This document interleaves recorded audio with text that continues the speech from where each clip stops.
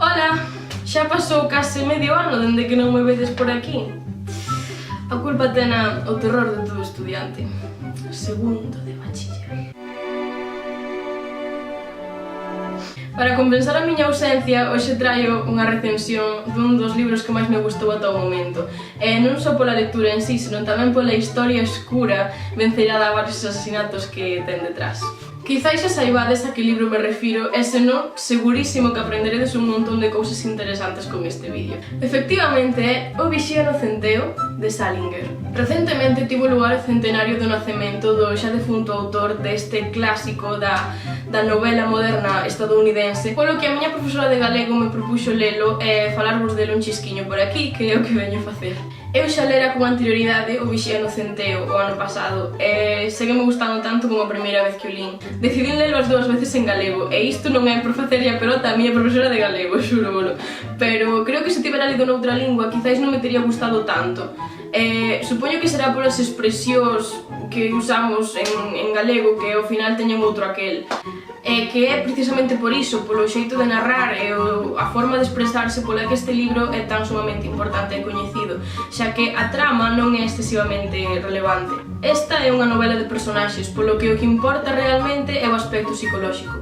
Contas a historia dun infeliz adolescente de 16 anos chamado Holden Caulfield, que vive en Nova York e estudia en Pensey, escola da que acaba de ser expulsado. Non é a primeira vez que pasa, xa que el non é un bo estudiante, saca moi malas notas e suspende case todas as materias, e xa o expulsaron con anterioridade de outras escolas. Non debería regresar ata o mércores á súa casa, pero uns días antes decide escaparse do internado tras pelexar bastante gravemente co seu compañeiro de habitación. O ambiente da escola é insufrible e aburrido para el, xa que detesta todo o mundo que hai aí, xa sexan profesores ou estudiantes.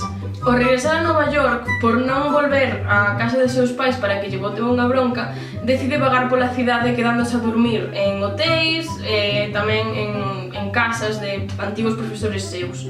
Termina emborrachándose en bares, tendo problemas con a prostituta, intentando ligar con moitas mulleres, tamén visita a unha amiga e a un excompañeiro e fai unha visita, sen que se enteren seus pais, á súa irmá Phoebe. Os únicos personaxes cos que Caulfield se leva realmente ben son os seus irmáns, entre os que destacan Phoebe, que é a súa irmá pequena pola que sinte unha inmensa tenrura, e tamén está Ali, que é o seu defunto irmán que morreu xa fai uns anos por mor dun cancro. Como ben dixen antes, o importante nesta novela é a psicoloxía dos personaxes. O máis importante é o propio Holden, que é o narrador protagonista da novela.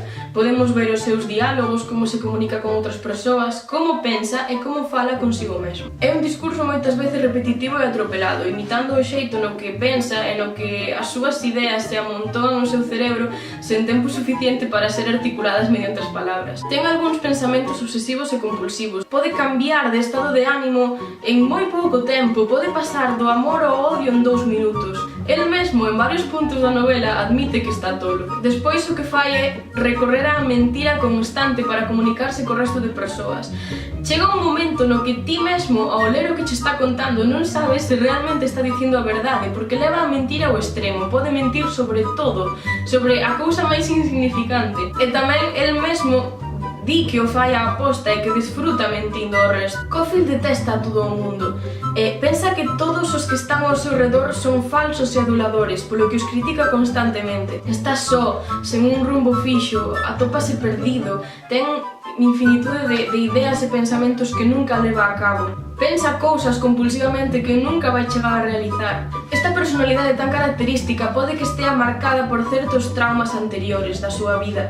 Un deles é probable que sexa a morte do seu irmán Ali, que é un feito que alude en repetidas ocasións, é como un pensamento que ten sempre aí.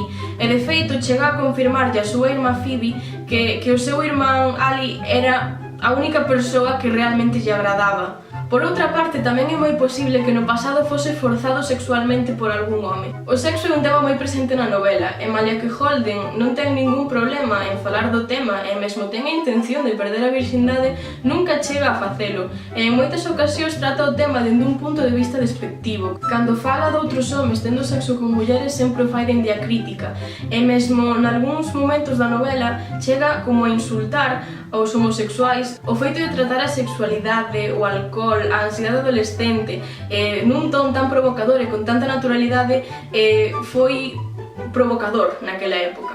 De feito, estes foron uns dos motivos polo que o libro estivo prohibido durante moitos anos. Por outra parte, o libro considerouse un instigador de masas, debido a que nun período moi curto de tempo, que foi un ano despois da súa publicación, houbo 2 asesinos mundialmente coñecidos que estiveron obsesionados con este libro.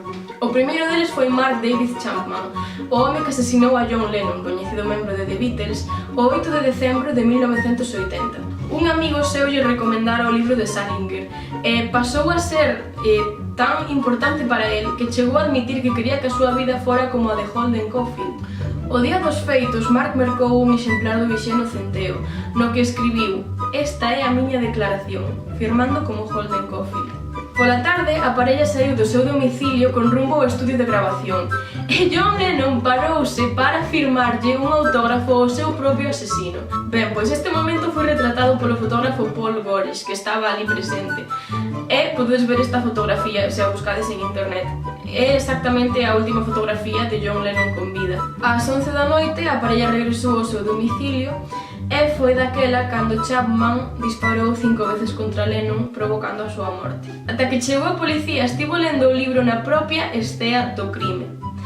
E posteriormente declaroulle a policía que Holden Caulfield era parte del e que o resto da súa alma era o demo.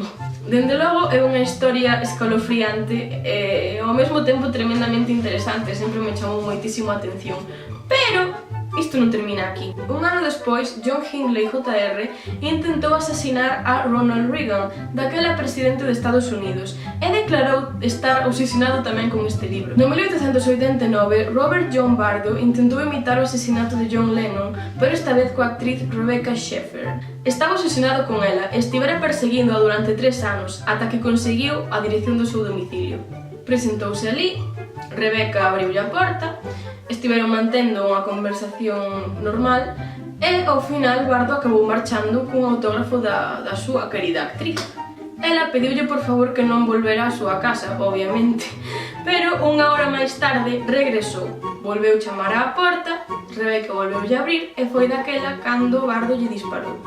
Este libro ben podría ser un fío conductor entre os 3 asesinatos, pero aseguro-vos que o libro non incita a cometer ningún crime. O resto das persoas que o limos todavía non asesinamos a ningún ser humano. Todavía.